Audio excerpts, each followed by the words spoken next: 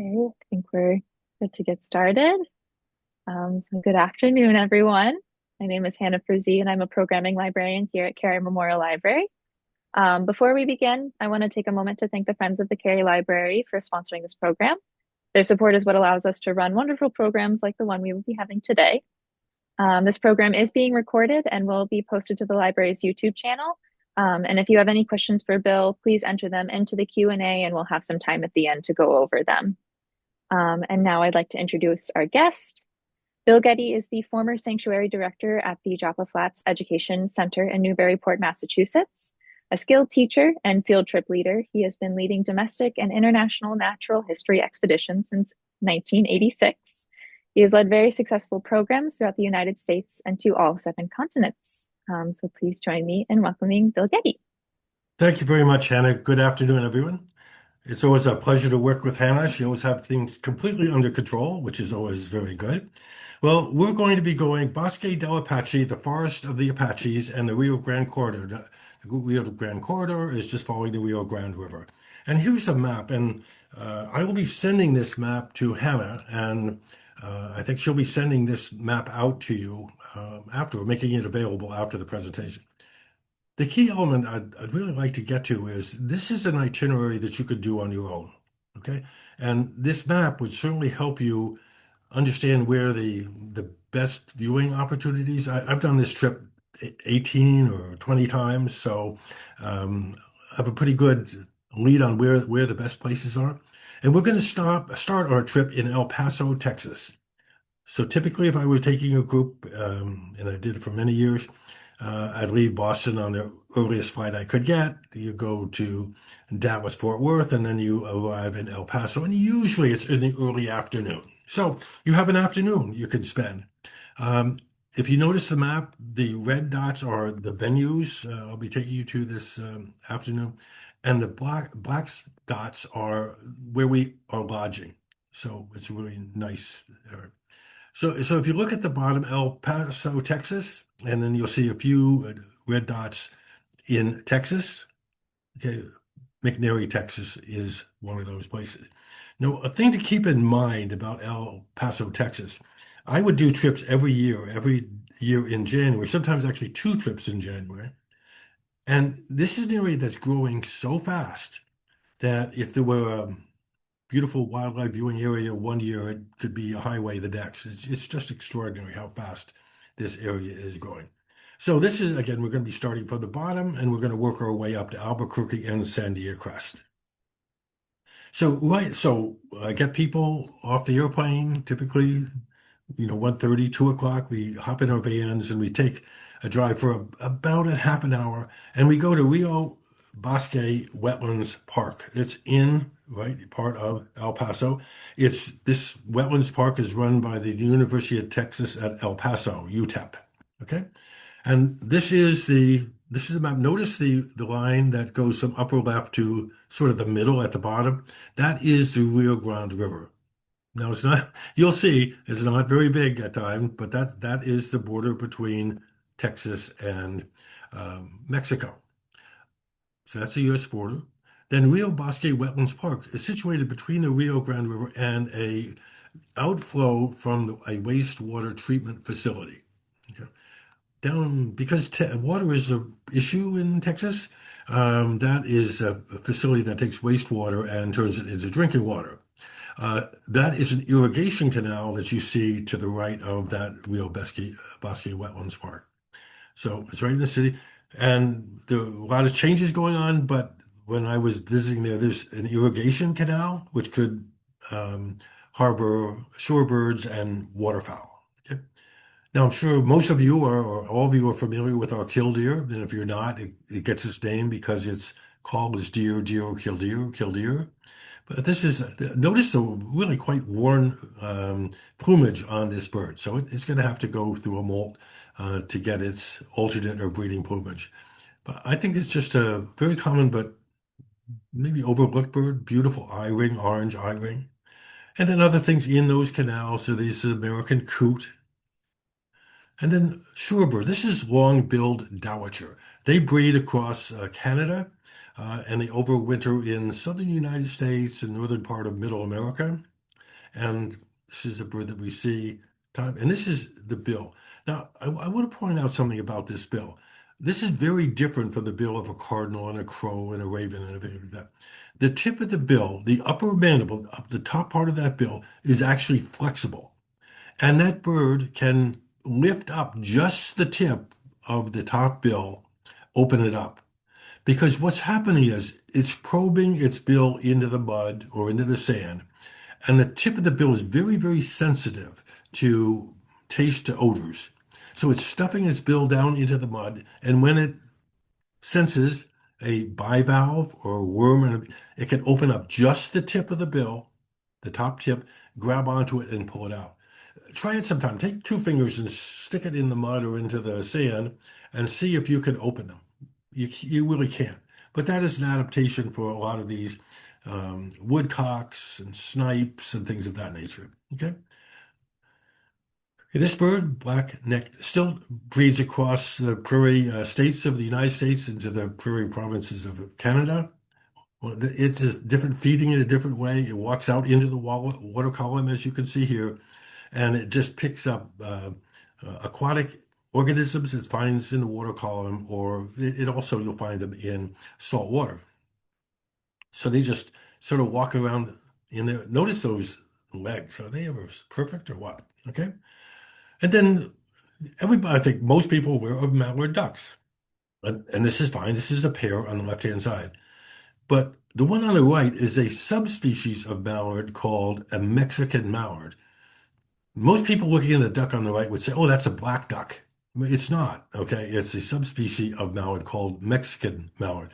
And the people, the authorities on bird names and taxonomy are a little bit confused by what this thing is, but currently it's known as a subspecies of mallard called a Mexican mallard. Now, this is a landscape around Rio Bosque Wetlands Park. This is again in January, so it's winter-like conditions. But you see these fascinating things. This is screwbean mesquite. And notice the tree limb had the spikes on it. Most of the bushes and shrubs here in the desert Southwest have thorns on them to keep animals from eating their leaves and everything.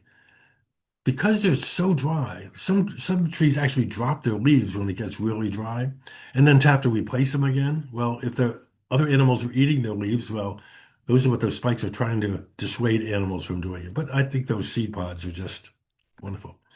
This is tumbleweed. You know, nature has figured out so many different ways to get seeds from one place to another, to distribute the seeds. Think of milkweed. They have those little parachutes and a little golden brown seed that wind carries away. Some of them have little hooks on them, like Velcro, that when an animal walks through, they stick like burdock that stick to the fur and the animals carry it away. The wind-blown animal carries some seeds are ingested by mammals or birds. They go through the digestive system and defecate it, and they've been transported. But the tumbleweed is one that, at the end of the season, it sort of breaks off at the stem. And then the wind just pushes this thing that's containing its seeds all over the place as another way of seed dispersal. Okay? Some of the birds that you see, this is a bird that we get here in New England. This is white crowned sparrow. This is an adult white crowned sparrow. To our eye, both male and the female look very similar. We can't really tell them apart unless you measure them very carefully. And even then, you might not be able to tell. You typically, in the case of songbirds, the males are bigger than the female. Okay. But now remember, we're seeing birds with human eyes.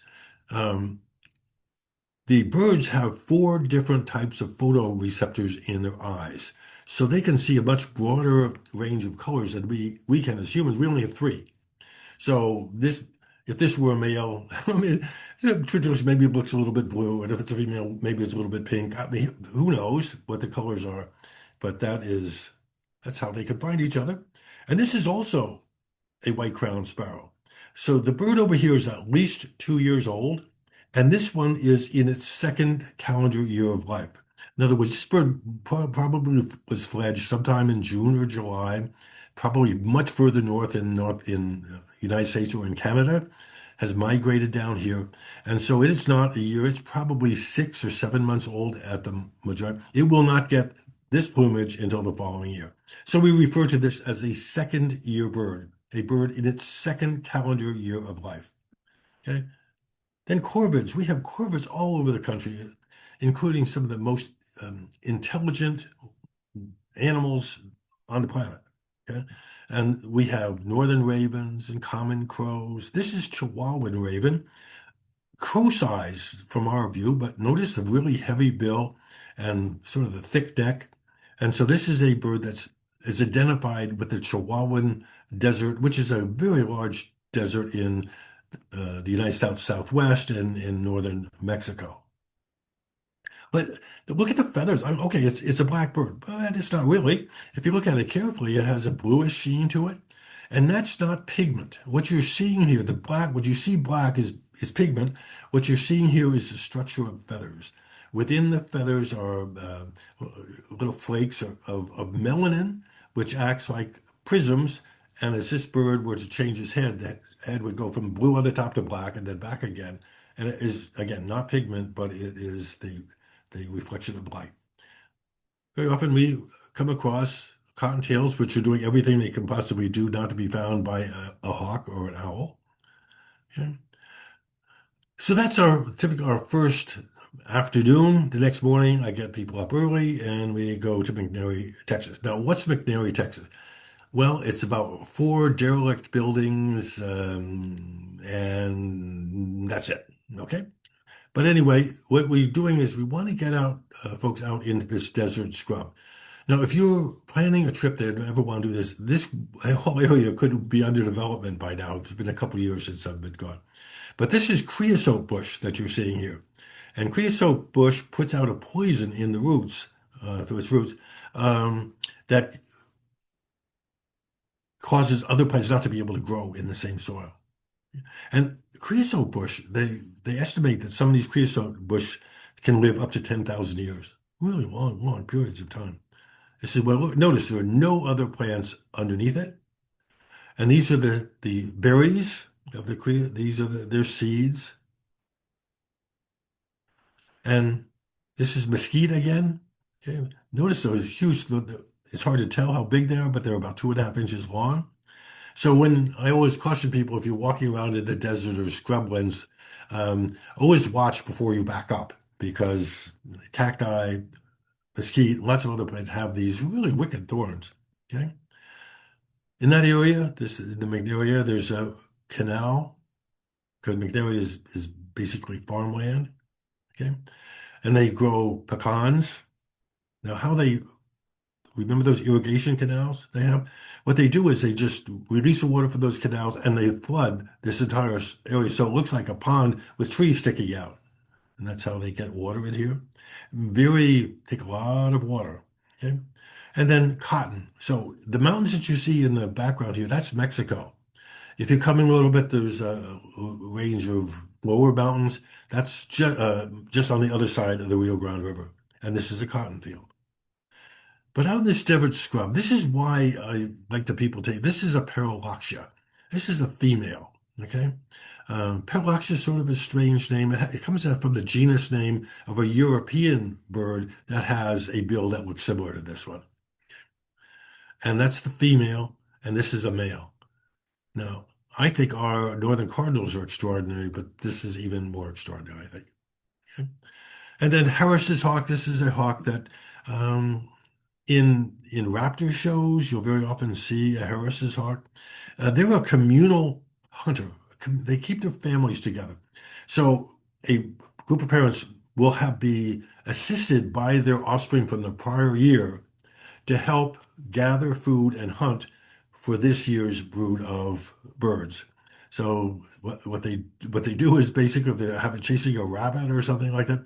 One of these birds will chase it for a while, and then another one will take over. Very similar to what large cats of Africa do. They tag team their prey. So just in El Paso, some things just in the county parks that you might see is a rock squirrel, yellow-headed blackbird. Very common blackbird. We don't get them in the east. Very common in the west, and the prairie provinces of Canada. And great-tailed grackle, we have boat-tailed grackles along the East Coast and in Florida. The great-tailed grackle, basically in Texas and west of there. This is the female. Happens to be just in a parking lot. They're everywhere. Yeah. And the farmers don't like this at all. This is not a bird. This is lilac-crowned parrot, and it's not at all. Well, it's not native to North America. Yeah, these are birds that were introduced, probably not on purpose, but birds get out of cages or in storms, cages get broken, whatever. But as you can see, it's in the process of eating some fruit. Farmers don't particularly like them, but it's just an extraordinarily beautiful bird that you can see if you drive through the um, residential communities around El Paso.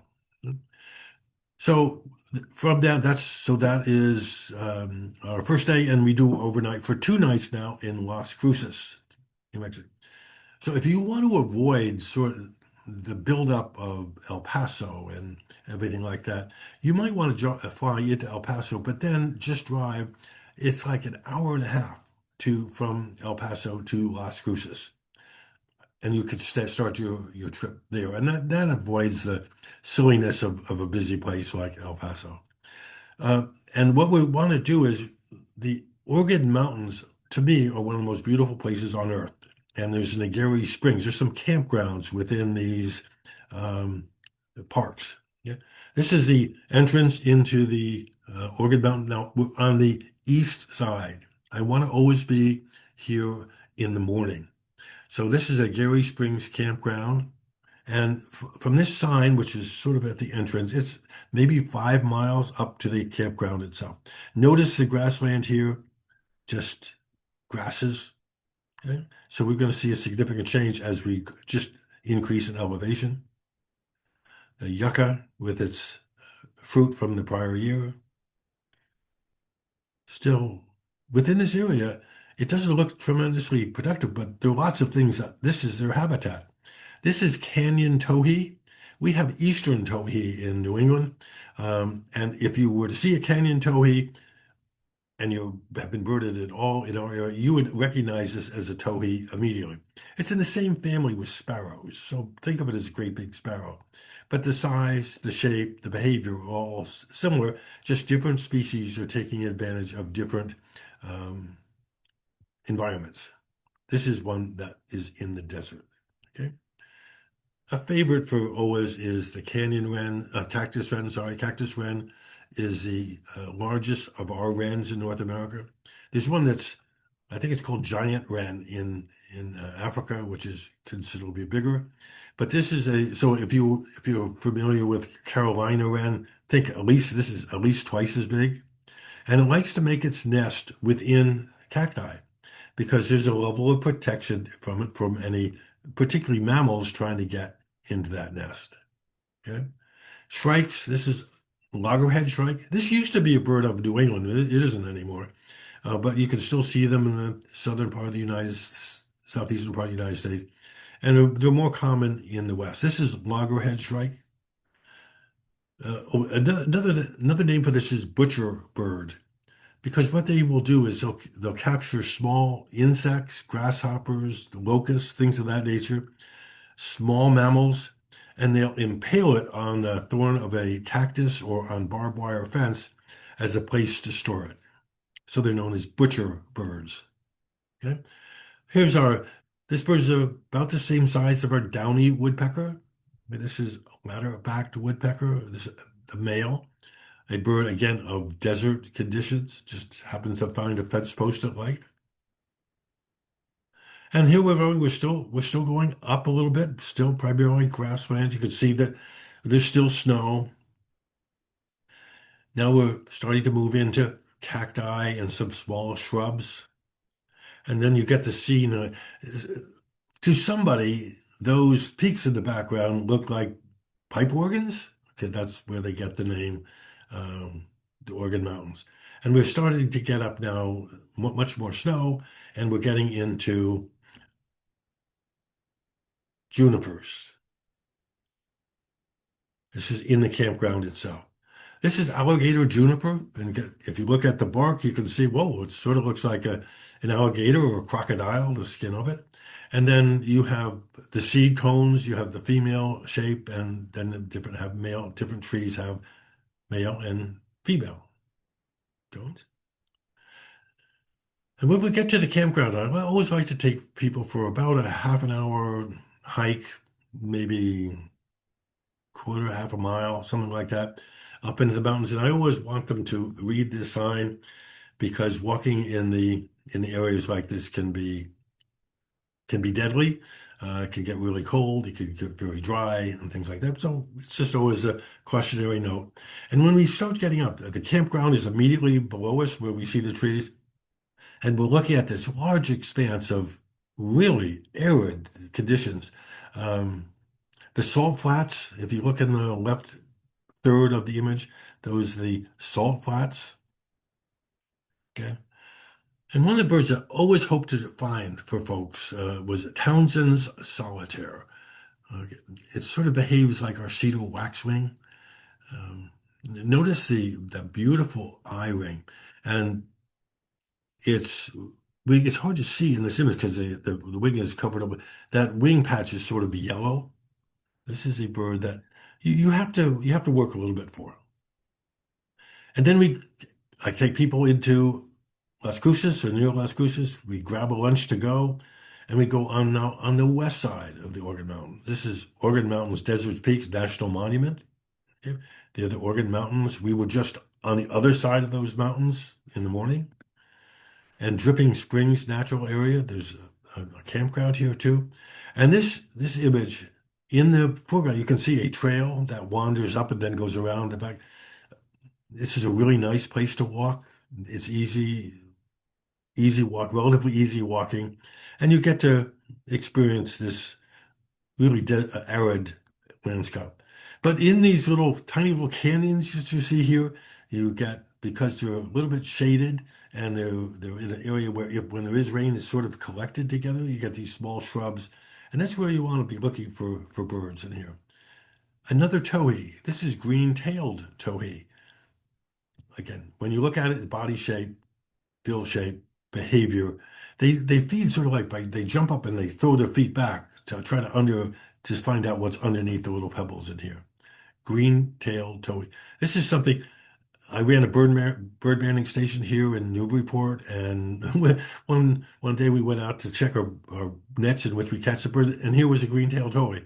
Now it was only probably 2,000 miles away from where it should have been, but we did catch it. Now a bird for avid bird watchers, you might be looking for rufous crowned sparrow. This is the type of habitat that is very good for this type bird. I'm just and you get the scenery with lichens and alga that are growing here. And depending on if you're back in Las Cruces, looking back towards the mountains, sometimes the mountains sort of change color because of the way the sunlight in the late evening reflects back off these rocks and off these organisms.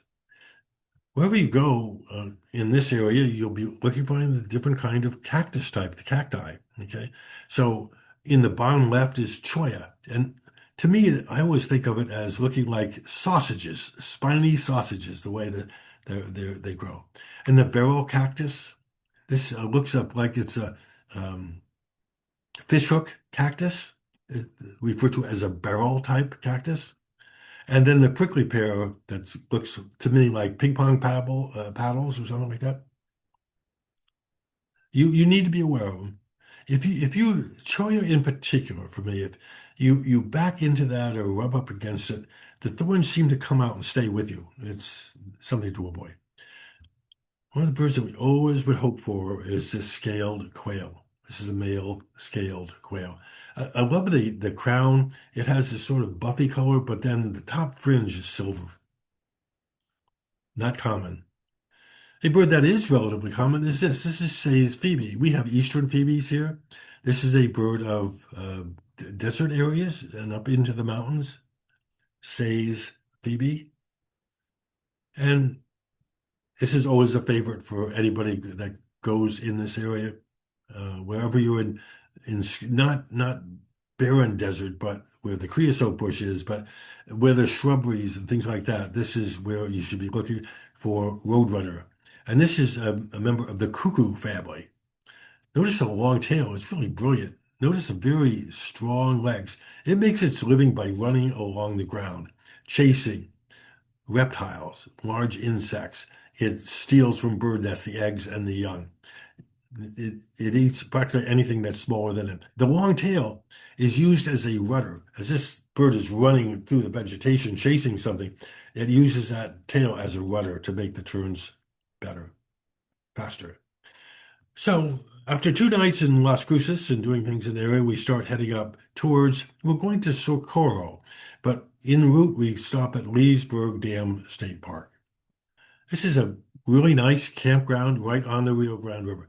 Now, you see the map and you see the Rio Grande River. It looks like it's a river, right? Okay, well, okay. This is it. Where's the river? Okay.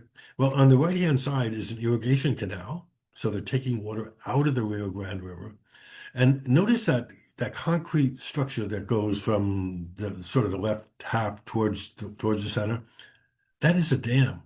And you might say, well, the dam is actually behind on the other side. Dam is like only 3 or 4 feet, 2 or 3 feet, because they're not trying to save water there.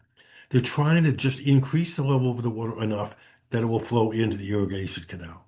So it's not a water retention, it's a water redirection structure. Okay. This is Phainopepla. The name means shining cloak. Okay. This is the male, and it has this broken crest that you see here. Cardinals have a crest that's sort of solid, but notice all the openings in this crest. This is a bird that comes down out of higher elevations in the late fall, comes down to lower elevations where it's warmer, and it feeds on berries, including mistletoe berries. So there's the male, and here's the female, Phainopepla. Then we start running into, we always are looking for western bluebirds. This is the male. And a little bit further north, we go to Percha Dam State Park. And notice the sign on the right-hand side. This is part of the New Mexico Birding Trail. If you go on to the look up New Mexico Birding Trail map, they will provide you, you can print online a map of all these really and other really important birding areas. So this is Caballo Lake State Park, but the Percha Dam Recreation Area. Okay. This is the mighty Rio Grande River in January. Okay. Notice the amazing mountains in the back. You can really see the geology here because there's no trees hiding them. But this is the Rio Grande River. The cottonwoods are right along the edge of the river. This is what you're seeing. So you'll have long expanses of desert-like conditions and scrub land with nothing growing more than a few feet tall. And then you come to a river like this and all along the edges, but just along the edges are these cottonwood trees. And this is mistletoe. This is a parasitic plant. Okay. And you can see this branch that broke off. The white branch is the cottonwood, and the other is the mistletoe. So the mistletoe berries are sticky. Okay, so the birds will eat the fruit off the outside of the berry. And then to get rid of the berry, the seed, which it's not going to eat, it rubs its bill against part of a tree. That seed sticks there. And some of them then germinate and they put root-like structures into the tree to parasitize the tree of its nutrients. So that is, so those Phainopeplas I was talking about before, this is a really nice, and bluebirds, nice food for them. This is the same nuthatch we have here in New England. This is white-breasted nuthatch. By the way, one couple ways you could tell these are dinosaurs, which they are, is first of all, only dinosaurs and birds have feathers. And if you look at the feet, 3 toes forward and 1 toe back, that's the foot of a theropod dinosaur, which birds evolved from. Okay? A sapsucker, we have yellow-bellied sapsucker in northeastern part of the United States, much of the United States. This is red-naped sapsucker. It has a little, this is a male with a little red on his back of his head on his neck. Notice the holes it has put in this tree in order to make that tree bleed sap. And the birds on some trees can eat the sap, or they also eat the insects and spiders that are attracted to that sap. So this bird is tool use. Okay. One of my favorite little birds to watch is this black phoebe. You only find those along river courses where there might be a water storage pond or a small stream. You'll very often see these black phoebes. Smaller, they're smaller, not much smaller, but smaller than our eastern phoebe. And I was always hoping when I would take people to New Mexico, and Percha Dam was always the best place to see them, were vermilion flycatchers. This is the male vermilion flycatcher. During the winter, there are very few of them, but I would see them on my trips at least half of the time. Now, as part of, I always like to introduce people to new cultural experiences and culinary experiences on their trip. So this is the Array Cafe. This is in Array, New Mexico, the chili capital of the world. And that restaurant you see there, I would always call them at least a day ahead of time and say that I had a group of 18 people and we'd love to come to lunch between, say, whatever the time was. And every time we'd go in, they had a long table all set up, everything ready to go. And we'd have lunch there. And it was always quite an experience. We were sort of a novelty, not to the staff there, but to the other people who were dining there. All these crazy people from New England coming down to see birds. Okay. There's the rest of Array. Service is pretty slow in the Mercantile. This is the cemetery. Who's buried there and how long ago they've been there, who knows. Okay. And these are migrant workers that are picking chilies. So they make a lot of chilies. So just across the river, so we were in Pucha Dams, we were on the left-hand side of the river, the west side of the river. Now we're just going to just drive across the other side of the river to Los Animas Creek. And this is Los Animas Creek, a perennial, a year-round water supply. And so it's spring-fed. These are Fremont cottonwood trees here. And so there was one bird in particular we always hoped. If you look at a range map, I'll get to it in a little bit, but this area. So here is the same bird that we see here up in New England. This is ruby-crowned kinglet. Now, for a beginner birder or people who are not familiar with birds, you say, well, where's the ruby crown? Well, female doesn't have one, but the male has it, but it's concealed by the feathers on its crown. But if it gets afraid or is trying to attract a mate or something like that, it will lift up the feathers on its head, exposing this ruby crown. Okay? The crown of the bird world is wonderful acorn woodpecker. These birds you can see all through Middle America, way into Panama and places like that. This is the bridled titmouse. If you look at the range map from this is a bird of Arizona, but there's one little finger of range that goes to Los Animas Creek, and that's the only place that you can reliably see them in New Mexico. So we're going now up to Bosque del Apache, the Forest of the Apaches National Wildlife Refuge. Now, it was my intention, my plan, to always be there by 4 o'clock or slightly after, not later than that. Because what I wanted to do is get people in a place. Notice here, these are impoundments. And there's two road loops, a north loop and a south loop. What I always wanted to do is to get people on the south loop where that red arrow is in the evening. The sun will be, and it was to the west as it's setting. Right, refuge headquarters, here's a curve-billed thrasher. And this is, I've gotten people in the position I want them to be. So we're looking in this case across the impoundments, we're looking towards the west. And these are sand hill cranes. So as the evening, during the daytime, all these sandhill cranes and all the snow geese, practically all of them, leave the refuge and go to feed along the Rio Grande in farmers' fields and things of that nature. And then as it's the late afternoon, they start flying back into the refuge where they are protected. Okay. And so here they come flying in and they're trumpeting. The sound of these things trumpeting is just fabulous. And coming in for a landing. So they're similar in size to a great blue heron, but bulkier, heavier, amazing. Well, look at the feathers, the tips of their wings, the primary feathers. Those feathers, by the way, the bird has the ability to change the angle of those feathers in order to get more or less lift. And these two are very satisfied with each other, so they stay together as a mated pair in a lot of cases. And here's the sandhill cranes again. The one in the back is the adult. Notice it has, well, better to notice the one in the foreground, the immature bird that has that sort of buffy color on its head, things of that nature. And it doesn't have the vivid red eye patch that the adult has. So the bird in the background could be 2 years old or 15 years old. The one in the foreground we know was hatched the prior summer. So if we're in January, sometime, probably someplace in Canada, although they do breed in places like Montana, a couple times.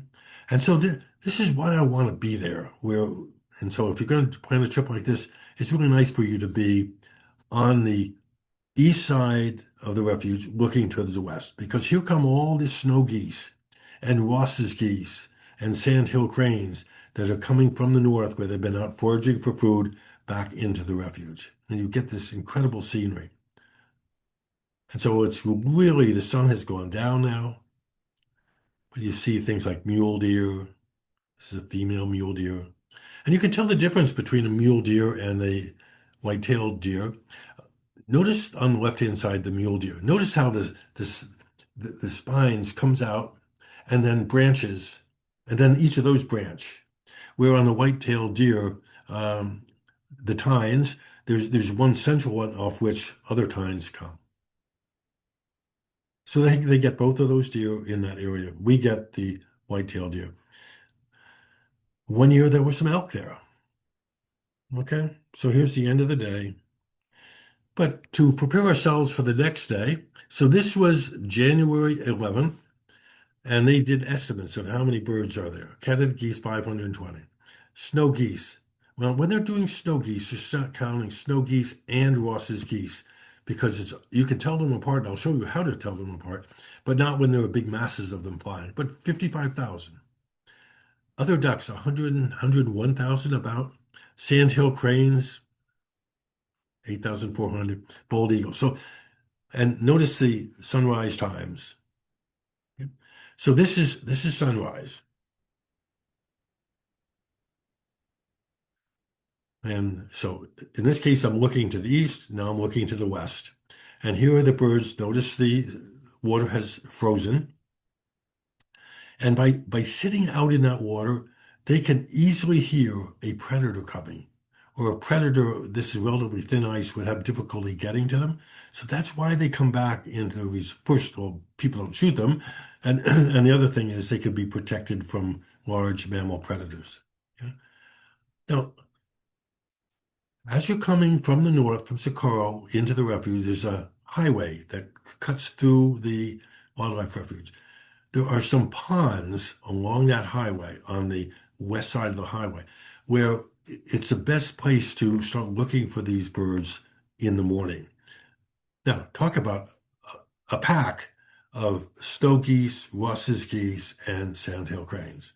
And what we're hoping for, and you want to get there before dawn, is the fly out when all these birds, after being here together in the evening, take off and fly to their feeding areas. So here they are.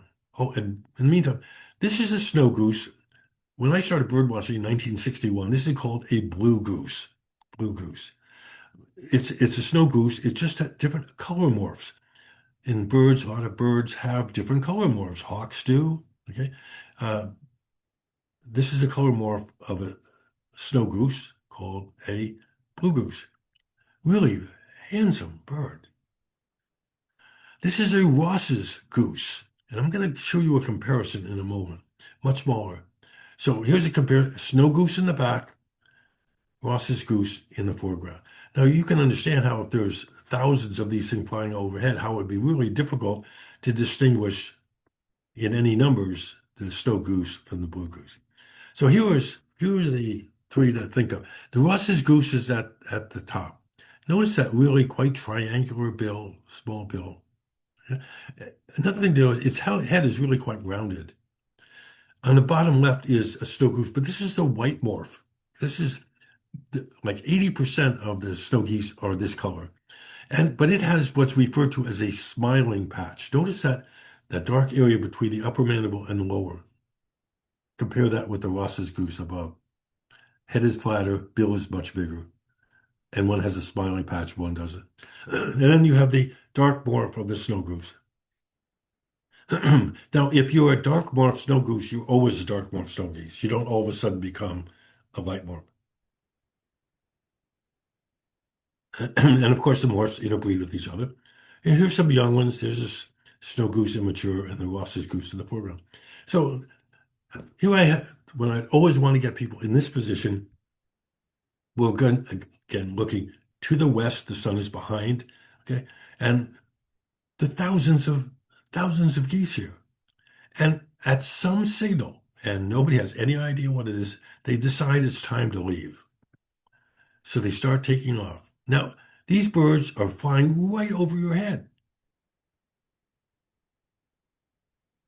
This is the type of scene that you would get. And they make you imagine the sound of the wings and the honking is just extraordinary. It's just wonderful to experience. And then they're gone. Okay. So a few small numbers of them might stay in the refuge throughout the day, but the vast majority are already gone. And you won't see them in the refuge in any numbers until the evening. Then coyotes, whenever you get big groups of any kind of animals, but certainly waterfowl included, is there avian cholera is an issue. So a lot of these birds, not lots, but some of them die of avian cholera. And of course, here's a coyote who's happy for the free meal. These are what the impoundments look like, and a little bit later in the day when it's a little bit warmer. Here is an irrigation canal where they can move water throughout the refuge. This is water from the Rio Grande River. Okay, but this refuge has first priority to water in the Rio Grande because of the king's charter that was given to this area, the Spanish king's charter. Okay. This is some of the water control features so they can move water from one area to another wherever it's needed. Just some of the vegetation, and these are colored peccaries. This is the same colored peccary that you can get down through Middle America. I've seen them in uh, Costa Rica, places like that. It's always now farmers don't like these. They can be very destructive to because they root in the ground like hogs do, and they go after their um, root vegetables and things of that nature. Now this great blue heron, this is the same great blue heron that we have in New England, but notice this bird is in the height of its alternate or breeding plumage. So you can think of spring plumage, or you can say breeding plumage or alternate plumage. They all mean basically the same thing. They're getting ready for breeding. When they're not breeding, it's fall plumage or winter plumage, non-breeding or basic plumage. But notice this bird has every bell and whistle it could possibly want in order to try to attract a member of the opposite sex. I have no idea whether this is a male or female. They all get duded up like this. But what it does show to a prospective mate that I'm old enough, I'm in really good health, I'm really strong, and I know what I'm supposed to do during the breeding season. So pied-billed grebes, one of our smallest grebes. There's a least grebe in Middle America, but this is our pied-billed grebe, has a light-colored bill with a black band around it. In New England, we get northern pintails. They're much more common in the West, but we get them during spring and fall migrations. Northern shoveler, notice a huge bill. It feeds by taking that bill and taking water into its bill. And the bill has serrations and then expelling the water from the bill and whatever aquatic life is in there, primarily vegetation, it then eats that. Think of it just like a baleen whale takes in huge amounts of water and forces that water out through the baleen, and the fishes are left and they swallow the fish. That's what this bird is doing, primarily for algas, I think algas like that. And of course, there may be some small fish or fish eggs included. And there's the female. They always look so front heavy. Okay. And this is one she needs that plumage for protecting herself on the nest and when she's taking care of her young ones. This is ringneck duck. We get these in New England. They're pretty much gone now. But in the late summer, say October, November, early December, if you go to a large reservoir, you should be able to find them. I've seen them. There's a right along 128. There's that big reservoir in Waltham. I believe it's Waltham, and they're there. But this is a male, and a lot of people say, "Why isn't that called a ring-billed duck?" But notice that its throat. That is a male in its breeding plumage. That purple or maroon color is where it gets its name, ring-necked duck. Snipe, if he's in the same way that dowitcher does, I showed you before, stuffs his bill in the mud. And Gambel's quails. In the refuge, sometimes I would see more than 100 together. People. And towhee, here's another one of our towhees, the same story. They look like our eastern towhee. This one especially looks like eastern towhee. Notice that eye. Is that ever an incredibly beautiful eye? By the way, in a lot of bird species, uh, their bill color and eye color changes to indicate breeding readiness. If you have starlings around your place, watch those starlings as we move into spring. Okay, their eye color changes and their bill color changes also from a black to sort of a creamy color. Okay, so I like to take people on a little excursion. We've had a lot of time at Socorro and at Bosque. We're going to stay overnight in Socorro, but I'd like to drive an hour up to Bernardo Wildlife Management Area. And here we get, this is Western Meadowlark, a member of our blackbird family, so grackles and blackbirds, meadowlarks. And here's a field of more sandhill cranes. Now, we're certainly within 100 feet of these, and as long as you stay in your vehicle, well, but you can get out of your vehicle, but if you want to get really close, if you stay in your vehicle and don't put your arm waving at things out the window, it's good. Now, there are two subspecies here, okay? Both of these are sandhill cranes. The one with the red arrow, this is the lesser sandhill crane, a subspecies of the one that's directly behind it, which is a greater sandhill crane. Notice a very significant difference in size. Same, they interbreed with each other.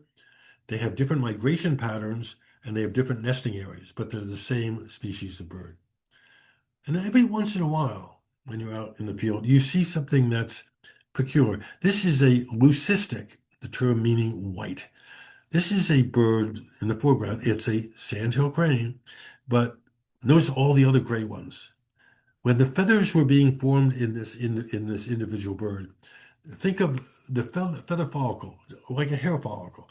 The feather is growing out through that follicle, and as it's going out, its genetic code says, okay, give it some color, give it melanin to make it dark. Okay, well, sometimes that genetic code is different. Okay, and so instead of giving gray, it doesn't give any pigment at all, and you get these white feathers. But every once in a while, some of those uh, feather follicles are producing the correct color feather, and this is leucistic. Sometimes you'll get a crane and other birds like that that are much, much darker than they should be, and that's referred to as a melanistic bird. So Socorro, I like to take people up into, I like the changes in elevation and what that does for wildlife and scenery. So I go up into Water Canyon, easily reached. So we have desert conditions along the Rio Grande, except right next to the water. And then you go up now we have grasslands. So we just come up a little bit. Obviously, they get much more moist. There's no cactus here at all. We keep going up, and then we enter into Water Canyon. You get these old farming structures, an adobe house building on the right-hand side, and we're going up into the this narrow canyon, really getting into snow now. And as you can, this is ponderosa pine.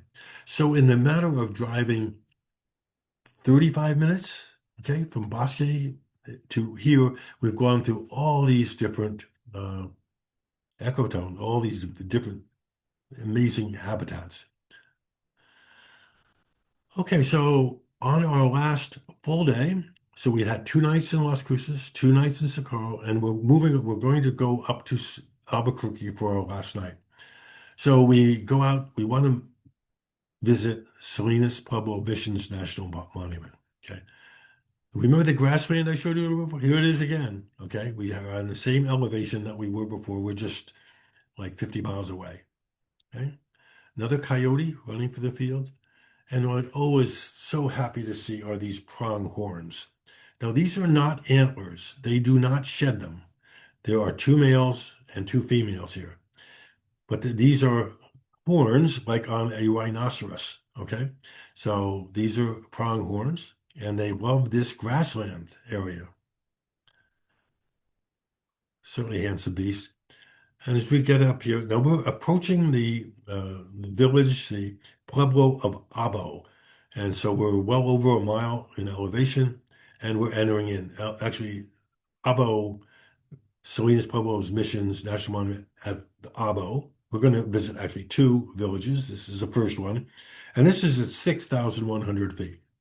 So you can imagine that in January, even though we're in New Mexico, things can be cold. They're very often. This is just a map. You get this sense of it. This mission of San Gregorio de Abo. It wasn't in service very long, 1622 to 1670. Now, the people here, the Tiwa people, had been there for hundreds of years. They had a very active communities. They were farmers and hunters and things and gatherers of things. And then for part of their demise, unfortunately, the Spanish came, and the Spanish thought they had a better way of living and they had a better religion and all these other things. And beside, the Indian could work for them. Okay, so they built this mission, and actually, this here's on the building. Actually, the women did most of the building, as tradition says. But you get to walk around in these buildings. I just think they're really beautiful. And now because we're over 6,000 feet high, we start getting into things like mountain bluebird. You don't see these at lower elevation. And then about a half an hour drive, basically just around the mountain to the other side. This is also part of that same Salinas Pueblo missions. As I remember, there are 3 different sites we visit too. This is Quarai, and that's at 6,600 feet. They have a visitor center at the bottom and trails that you can walk, and you can go out to the church and the convent. Now, these are some major stuff. Now, these villages in this format with the Spanish and and the churches, whatever, were only active from 1622 to 1673. That's all. And then these villages were abandoned, and they were abandoned because, well, I think the people didn't really like being told what to do, for one thing. There was a severe drought, there was famine and disease. So these people very basically left these villages and went further to the south. But you can see the magnitude of what these people built. And there's a very good visitor interpretive center there that talks about the relationships between the Spanish missionaries and the people, and very particularly about the difference between the church officials and the government officials, how they didn't get along very well. And that was all part of the story of there. So every once in a while, you would go in these monuments and things like that, you'd find something like this great horned owl. Just a wonderful place for it to, very safe, nothing's going to bother it. It's nice and warm, tucked in this little place in the full in the full sun. Really impressive place. And outside we have when I started birding, there was a junco. It was called slate-colored junco, and then there was another one called Oregon junco as different species. What they found is that these birds actually interbreed with each other, and so the name was changed from Oregon junco and slate-colored junco to dark-eyed junco. And actually, there are 4 or 5 different subspecies. So here's Oregon. Here's pink-sided. Again, it's still a dark-eyed junco. Notice too, they're displaying for each other. And we end our program at Sandia Crest, which is above Albuquerque. So the trip has had a lot of wildlife, a lot of scenery, some historic aspects to it. That's why I think it's really fun. But this is Sandia Crest House. That's where our destiny hope is to get to on the left hand.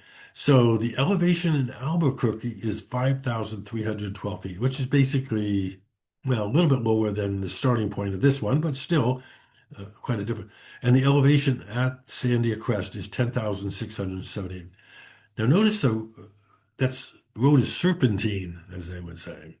And in my all the trips I did, I got to Sandia Crest House in the wintertime about 3/4 of the time. But when you're at the bottom, and just starting up, you could be in really clear weather and the roads could be completely clear. But as you start up the road, some of that road is in sunlight, but most of it is in shade. And sometimes I would get up 2/3 of the way up there and figure, no, this is not safe at all. We just really need to turn around and go back and wouldn't get there. But for the times that and so this is something you could think about. Okay. This is the view from that area. It certainly looks like winter to me. Really a beautiful view up there. Um, Hannah and I were talking about the shapes of trees in the wind before our conversations. Look at this one.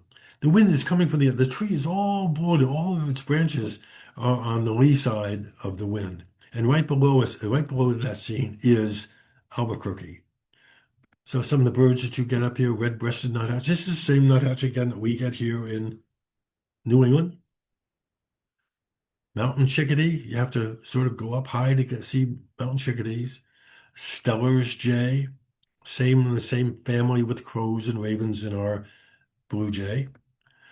But the reason for going up there, one major reason beside the scenery, is to look for rosy finches. And there are several different species of rosy finch, and they are mountain top finches. So the only place you see them is on very tops of mountains basically throughout the Rocky Mountains. And this is a gray-crowned rosy finch. This is one sort of the interior part of the western part of our country. Okay, really handsome. So if you're familiar with house finch or purple finch, these are about the same size, maybe slightly bigger. It's really beautiful. And what they do at Sandia Crest on certain days, they band these, they capture them with traps, and then they band them and study them. This is the gray-crowned rosy finch and the black rosy finch and brown cap rosy finch.